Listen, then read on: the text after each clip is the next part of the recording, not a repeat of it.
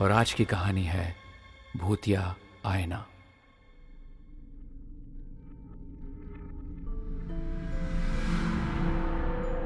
दोस्तों, जब भी आईना शब्द सुनते हैं तो हमें अपनी ही तस्वीर दिखाई देती है, क्योंकि सुबह ऑफिस, स्कूल या कहीं बाहर जाते समय हम आईने में अपना चेहरा देखकर जाते हैं। आज मैं आपको ऐसे आईने के बारे में बताने वाला हूं जिसमें लोगों को अपना चेहरा नहीं बल्कि मौत दिखाई देती थी। जी हाँ, ये कहानी है ऐसे ही एक शापित आईने की।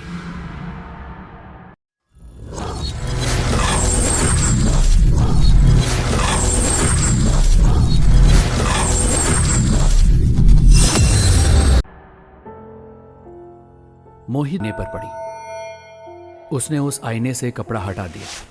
कपड़ा हटाते ही मोहित को उस आईने में एक अजीब सी कशिश महसूस होने लगी। वो उस आईने की ओर जैसे खींचा चला गया। उस आईने की बनावट राजा महाराजाओं के जमाने की थी, बहुत ही सुंदर। उस आईने में एक अजीब सा सम्मोहन समाया हुआ था जिसमें मोहित डूबता चला जा रहा था। और तभी उस दुकान का मालिक आ जाता है। साहब, आप इस आईने को नहीं खरीद सकते। मोहित पागलों की तरह हकलाते हुए बोला कि क्यों क्यों नहीं खरीद सकता। दुकानदार ने उसे बताया कि यह आईना शापित है। उसने ये भी बताया कि आईना राजा मंगल का था और कहते हैं राजा मंगल सत्ता की भूख में निर्दोष लोगों की बलि लेकर शैतान को खुश करने लगा था। वो जिस भी इंसान की बलि लेता था उसकी आत्मा इस आईने में कैद कर लेता था। कहते हैं कि राजा मंगल ने एक दिन खुद को मारकर अपनी आत्मा को भी इस आईने में कैद कर लिया था और वो आज भी इस आईने के अंदर रहता है। उसकी ये बात सुनकर मोहित हंसता हुआ बोला, क्या देखो, ये सब बकवास की बात है। तुम इसे ही पैक कर दो और इस आईने की कीमत बताओ तुम। साहेब, ये आईना किसी ना किसी की जान लेकर ही रहता है। मैंने बोला ना, मुझे कोई फर्क नहीं पड़ता इन बातों से। यह आईना राजा मंगल सिंह का हो चाहे दंगल सिंह का, मुझे ये खरीदना ही है। दुकानदार के लाख समझाने पर भी मोहित नहीं माना और वो आईना खरीदने की जिद पर अड़ गया। थक हार कर दुकानदार ने आईने को पैक कर दिया और मोहित की कार में रखवा दिया। मोहित ने घर पहुंचकर आईने को अपने कमरे में लाकर रख दिया और अपनी दोस्त निधि को कॉल किया। हाय मोहित, तो बताओ आज क्या एंटीक सामान लेकर आए हो? निधि, इस बार एक एंटीक आईना लेकर आया हूं, तुम जल्दी से आ जाओ उसे देखने के लिए। रियली? एंटीक आईना? अरे तुम आओ तो सही, बहुत जबरदस्त आईना है। मोहित ने कॉल कट कर दिया और फिर उस आईने को देखने लगा। अचानक आईने में से उसे एक काली परछाई दिखाई दी। मोहित को उस वक्त पता नहीं क्या सूझी। वो मुस्कुराता हुआ आईने की ओर देखकर बोला, कौन है? देखो, अगर तुम राजा मंगल सिंह हो तो फिर तुम बेझिझक सामने आ सकते हो। इतना बोलते ही अचानक आईने में उसे बड़ा ही भयानक दिखने वाला कोई शख्स नजर आया। वो किसी राजा की तरह कपड़े पहने हुए था। उसके सड़े हुए चेहरे पर असंख्य कीड़े उसके मांस को खा रहे थे। मोहित उसे देखकर डर के बेहोश हो गया। कुछ देर बाद मोहित को नींद में अपने कानों में निधि की आवाज सुनाई दी। मोहित, मोहित कहाँ हो तुम? मुझे बुला के कहाँ चले गए यार? मोहित का नाम पुकारते हुए निधि मोहित के कमरे में आ गई, मगर मोहित के कमरे में एक शख्स निधि के दूसरी तरफ मुंह करके खड़ा था। निधि उस शख्स को मोहित समझ रही थी। तुम ऐसे भूतों की तरह क्यों खड़े हो? अपनी शक्ल तो दिखाओ। क्या यार, तुम मुझे डरा रहे हो क्या? मगर मोहित तो अभी तक बेहोश था या फिर गहरी नींद में था। निधि की आवाज अपने कमरे में सुनकर वो बेहोशी से जाग गया, लेकिन उसे 440 वोल्ट का झटका तब लगा जब उसने अपने आप को उस आईने में कैद पाया। मोहित बड़बड़ाने लगा, मैं यहां हूं निधि। तुम किससे बात कर रही हो? निधि, इधर इधर इधर देखो। निधि उस अनजान शख्स की ओर बढ़ रही थी। तुम जवाब क्यों नहीं दे रहे हो मोहित? इस तरह मेरी तरफ पीट करके क्यों खड़े हो? सब कुछ ठीक तो है ना? इतना कहकर निधि ने उस शख्स के कंधे पर हाथ रख दिया, मगर जैसे ही वो शख्स निधि की तरफ मुड़ा तो निधि जोर से चीख पड़ी। कौन हो तुम? और मोहित कहाँ है? उस शख्स ने निधि को देखते हुए अपनी उंगली से इशारा कर आईने में कैद मोहित को दिखा दिया और अपने चेहरे पे अजीब सी डरावनी मुस्कान लिए निधि की ओर देखने लगा। निधि ने देखा मोहित आईने में बेबसी के आलम में खड़ा हुआ था और निधि से खुद आईने से बाहर निकलने की गुहार लगा रहा था। मोहित बार बार निधि के पास रखे हुए फूलदान की ओर इशारा करने लगा। वो निधि से बोल रहा था कि कैसे भी करके इस आईने को तोड़ दे, शायद आईना टूटने से वो आईने से बाहर निकल आए। निधि घबरा कर अपने चारों तरफ नजर दौड़ाने लगी। उसे एक पुराना और भारी पीतल से बना हुआ फूलदान नजर आ गया। वो उसे उठाकर आईने पे मारने ही वाली थी कि उस शख्स ने निधि को एक जोरदार धक्का देकर हवा में उछालकर नीचे फर्श पर गिरा दिया। अचानक उस शख्स का देखते ही देखते रूप बदल गया। उस शख्स का भयानक रूप देखकर निधि के हलक से चीख निकल गई। कौन हो तुम? निधि की बात सुनकर वो हंसने लगा।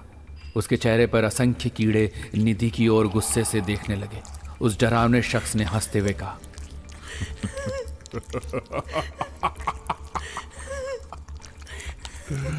मैं मंगल सिंह हूं।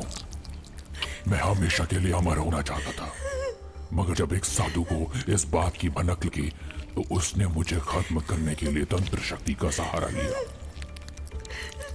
लेकिन मैंने अपनी आत्मा को इस आईने में हमेशा के लिए कैद कर लिया। तभी अचानक उसकी आंखें लाल उठी और उसके चेहरे पर असंख्य कीड़े निधि के ऊपर टूट पड़े। निधि दर्द से बुरी तरह से चिल्लाने लगी। वो कीड़े निधि के शरीर के मांस को बुरी तरह से नोचने लगे और वो राजा मंगल खड़े हुए निधि की हालत पर भयानक हंसी हंस रहा था।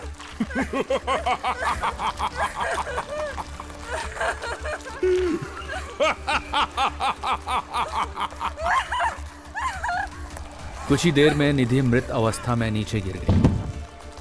तभी किसी ने एक पत्थर शीशे पर मारा और शीशे के टुकड़े टुकड़े हो गए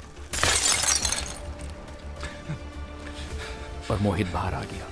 पत्थर उसी दुकानदार ने मारा था जो एक प्रोफेसर टाइप के दिखने वाले व्यक्ति के साथ खड़ा था। आपका पता मेरे पास नोट था साहब, उसी पते से मैं आपके घर तक पहुंचा हूं। मेरी हिम्मत मारी गई थी कि मैंने आपको कुछ पैसों के लालच में इस आईने को बेच दिया। मोहित दौड़कर निधि के शव के पास आकर रोने लगा। नहीं।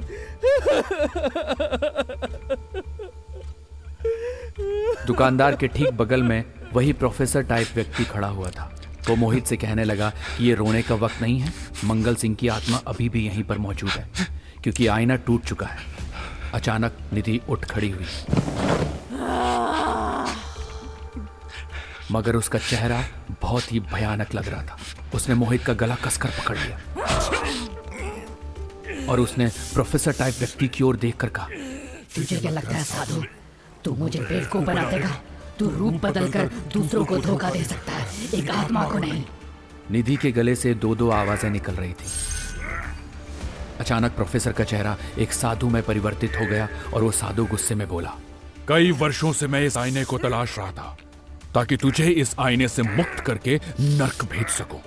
इस लड़के को छोड़ दे। साधु की बात सुनकर निधि की आंखों की पुतलियां सफेद हो गई थी। उसके चेहरे पर असंख्य कीड़े रेंगने लगे। अचानक उस साधु ने अपनी झोली से एक बड़ा सा आईना निकाल लिया। उस आईने को देखकर निधि ने मोहित को तुरंत छोड़ दिया और चीखकर बोली,